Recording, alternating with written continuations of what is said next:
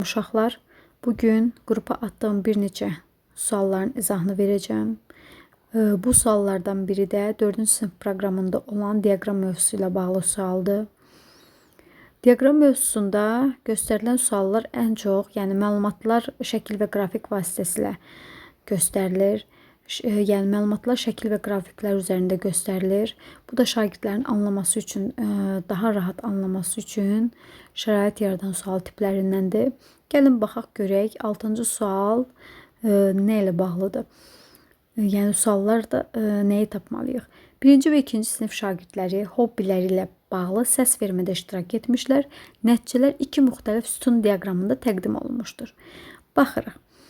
Uşaqlar, görürsünüz, burada şagirdlərin sayı hissəsi var və burada bir də idman növləri var. Yəni şahmat, judo, tenis və gimnastika ilə məşğul olan şagirdlərin sayıları da burada göstərir. Yəni şahmatla məşğul olan şagirdlərin sayı nə qədərdir? 5 nəfər.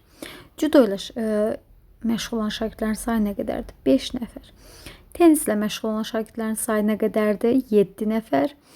Gimnastika ilə məşğul olan şagirdlərin sayı isə 3 nəfərdir. Yəni məşhur burada sualda verilir ki, 2-ci sinifdə ən populyar hobbi hansıdır? Yəni ən çox idman növünə gedən şagirdlərin sayı hansıdır bu idman növləri içərisində? Yəni tenisə gedən şagirdlərin sayı digərlərinə nisbətən daha çoxdur. Və burada cavab olaraq nədir? C variantıdır. Cavabımız C'dir. Yəni 2-ci sinifdə ən populyar hobbi hansı oldu? C variantı. Yəni bu tip suallar rahat suallardır. Sadəcə şagirdlərin sayını verir, məlumatları orada diaqramda göstərilir. Sadəcə diaqrama diqqətlə baxıb cavablandırmaq lazımdır. Gəldik digər suala. 1-ci sinifdə neçə şagird var? Gəlirik digər diaqrama baxırıq. 1-ci siniflə bağlı olan diaqramdır. Bir dəqiqə onu silim. Burada da eyni ilə həmin idman növünə məşğul olan şagirdlərdir, amma sayları fərqlidir.